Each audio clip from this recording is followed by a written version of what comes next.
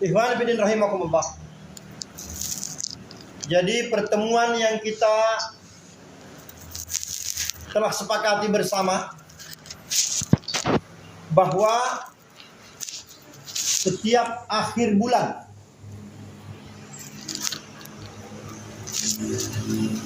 yang juga tempatnya juga sudah kita sepakati bersama.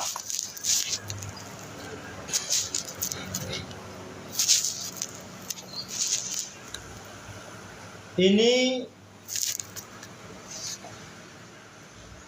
harusnya kita sebagai orang-orang yang beriman itu sudah meluangkan waktu dari 1 bulan. Kita sebagai wali-wali Allah, sebagai wakil Allah di bumi, sebagai pejabat kekhalifahan Islam,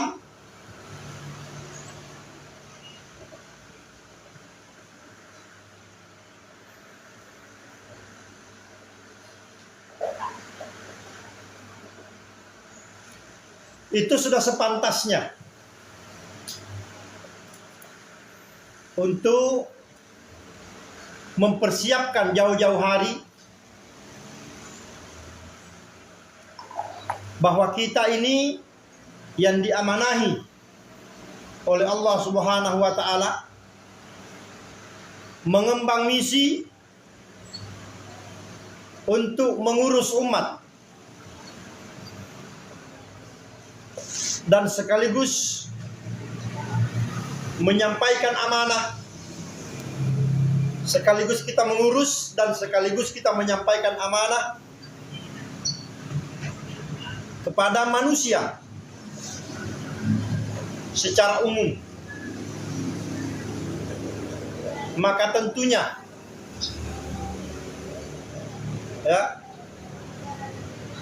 kita harusnya sekali lagi mempersiapkan waktu kita 1 kali 24 jam yang Allah minta pembuktian bahwa kita rela, bahwa kita siap, bahwa kita ikhlas untuk melaksanakan amanah yang dibebankan kepada kita. Yang mana juga kita semua sudah sadar,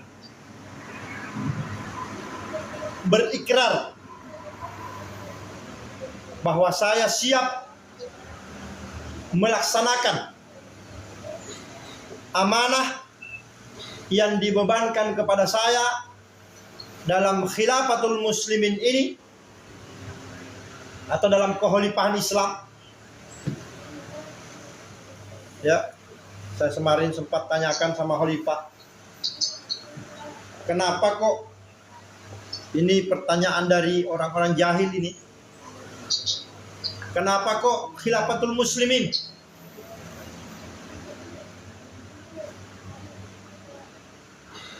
Kenapa enggak khilafah Islamiyah?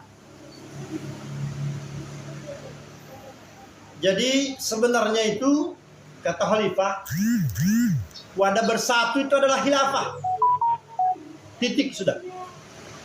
Wadah bersatu itu adalah khilafah.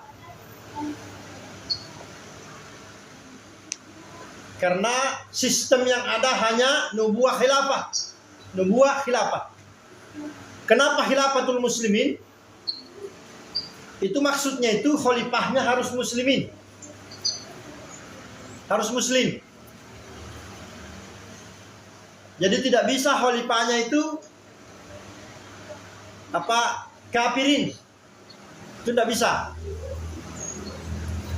Ya, jadi khalifah ini pemimpin umat, bukan pemimpin umat Islam. Ya jadi ya Abu Khairil ya. Jadi khalifah itu adalah pemimpin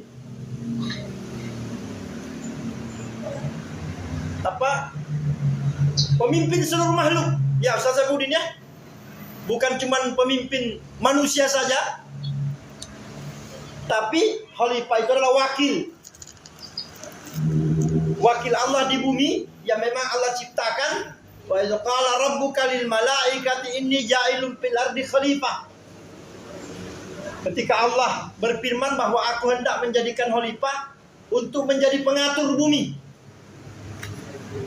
Jadi sebenarnya yang punya wewenang, yang punya itu ya? Apa itu kalau orang dikasih mandat? Yang punya mandat untuk mengatur bumi ini, untuk mengurusi cacing-cacing, untuk mengurusi onta, kambing-kambing, itu adalah khalifah. Itu seharusnya begitu. Seharusnya perintah berjamaah di muka bumi ini, dan siapapun yang tidak mau berjamaah, itu dia tidak bisa ke surga. Dan juga tidak bisa mendapatkan kedamaian dunia, kedamaian hidup. Maka kalau dia Islam dan dia mau diatur oleh Allah dalam wujud khalifah tadi, kalau dia Islam maka dia ke surga. Tapi kalau dia bukan Islam, dia kafir, maka dia hanya mendapatkan kedamaian saja. Maka kalau ada yang kemudian mencoba untuk menguasai bumi ini atau menguasai sepetak bumi, itu kalau dia khalifah juga, maka dia harus dibunuh. Ya.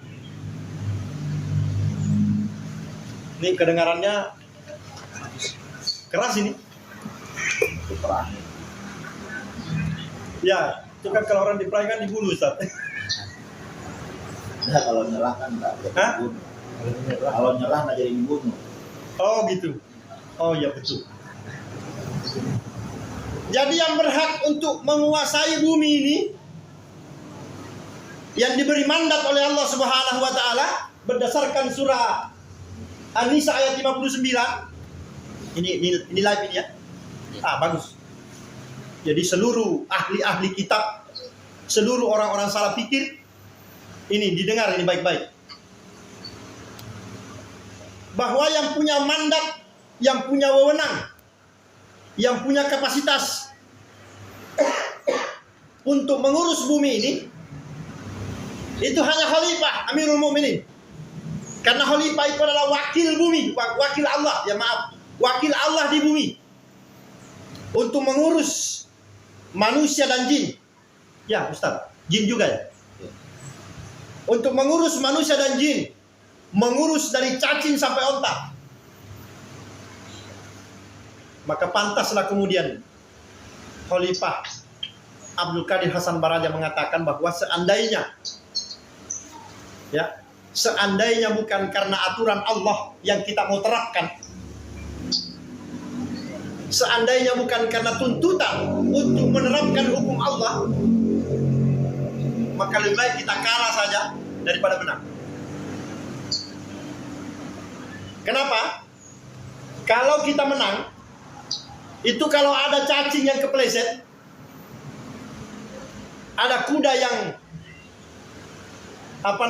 keseleo karena jeleknya jalanan,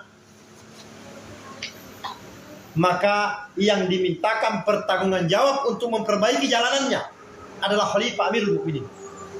Ya, sahih Ustaz.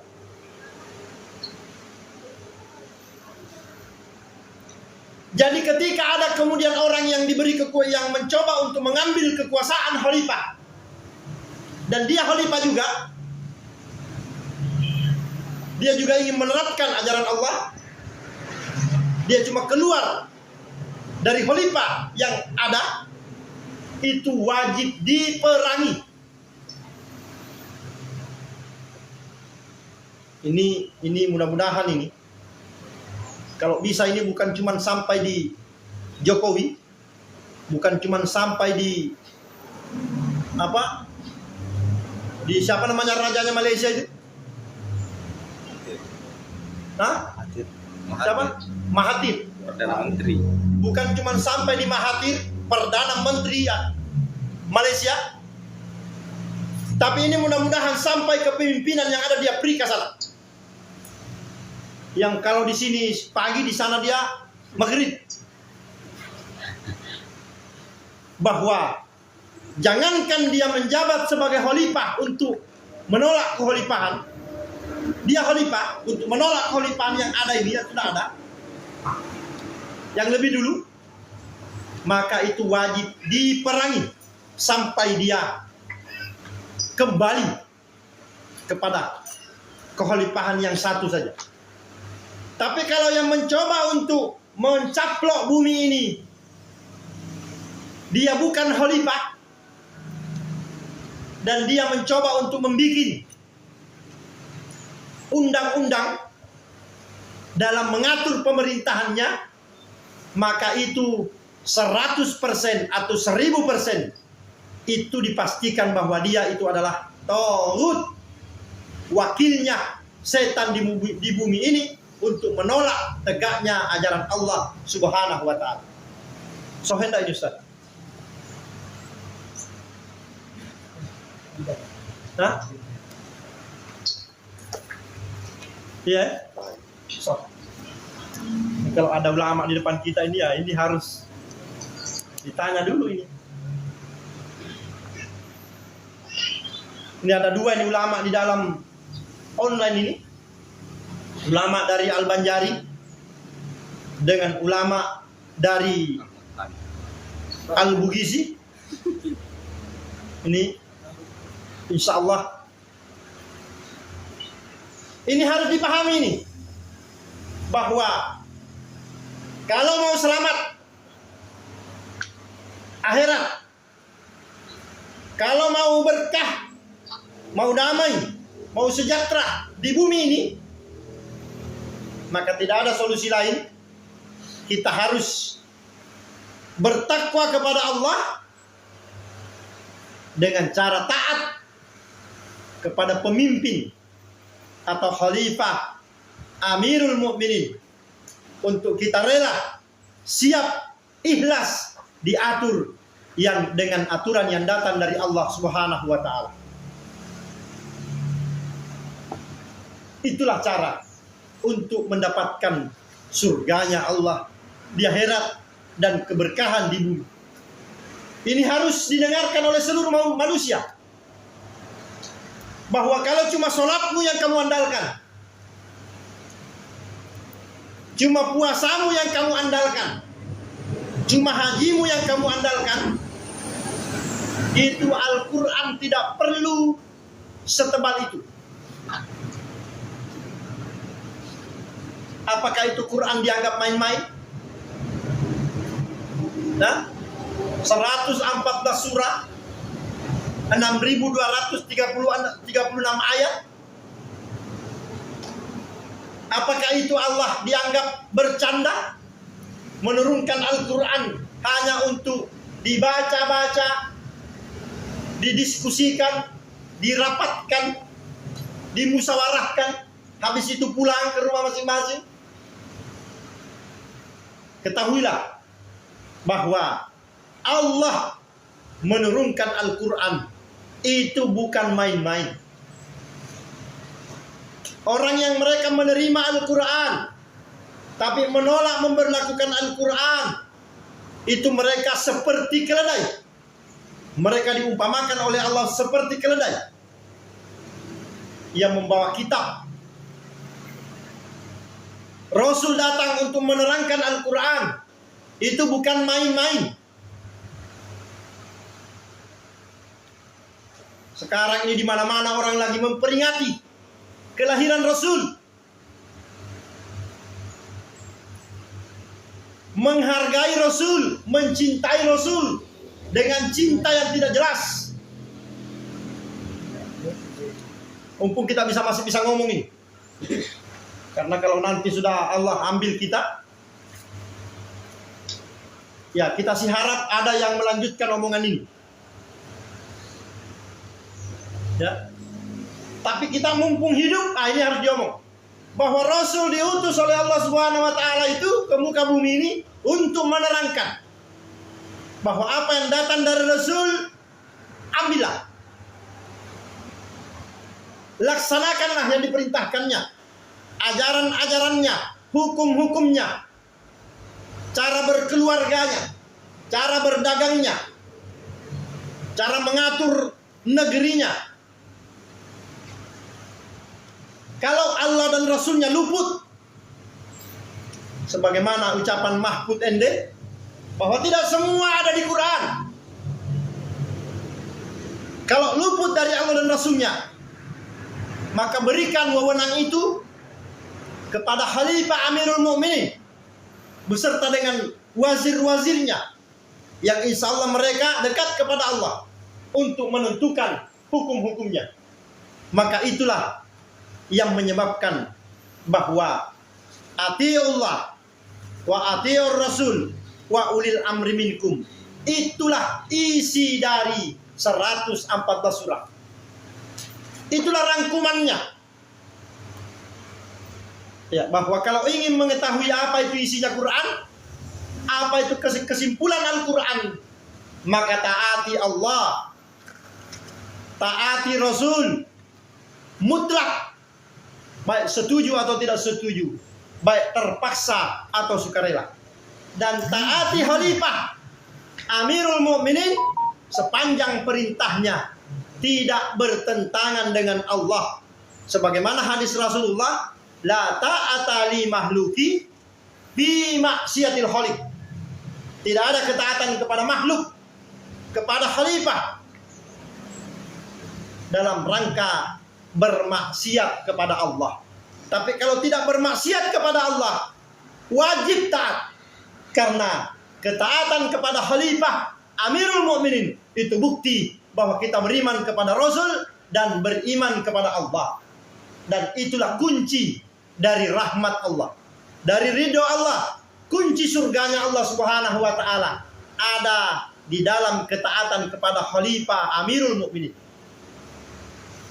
Maka siapapun yang merasa mentaati Allah, merasa mentaati Rasul, tapi menolak kepemimpinan Islam, yaitu Khalifah Amirul Mukminin, maka dia itulah yang telah mengikuti langkah-langkah setan, dan dia akan dikumpulkan di neraka Allah bersama dengan para setan, para iblis-iblis, sebagaimana firman Allah surah Al-A'raf ayat 18.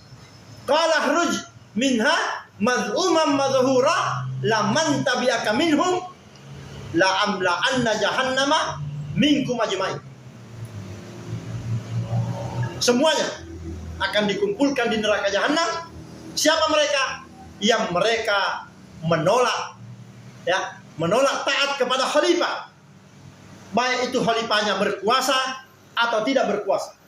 Karena sesungguhnya kekuasaan itu adalah milik Allah. Allah hanya akan memberi kekuasaan kepada khalifah yang didukung oleh umat.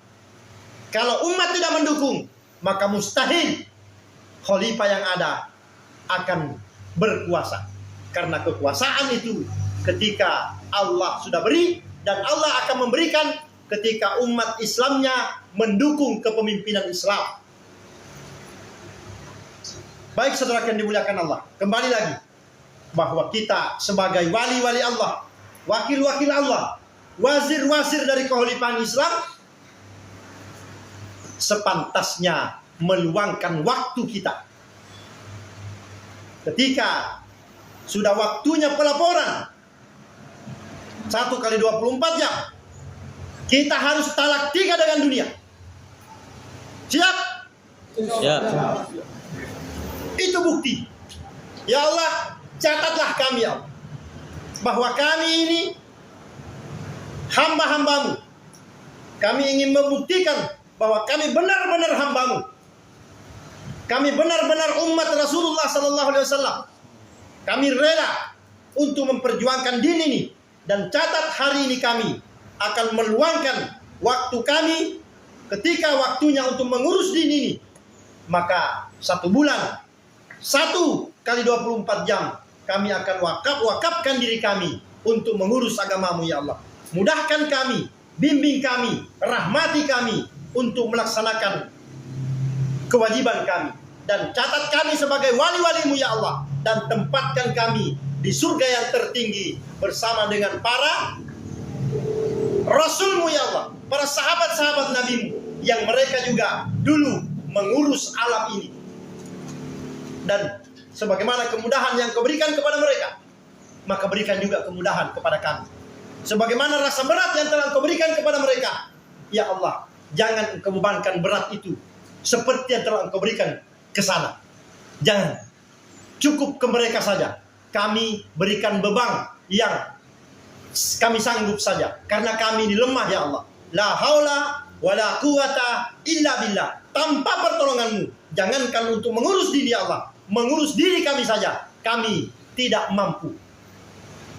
Maka selalulah kita berharap hanya kepada Allah, karena jangankan mengurus diri, untuk mengedipkan mata saja tanpa pertolongan Allah, maka kita tidak akan mampu mengedipkan mata kita.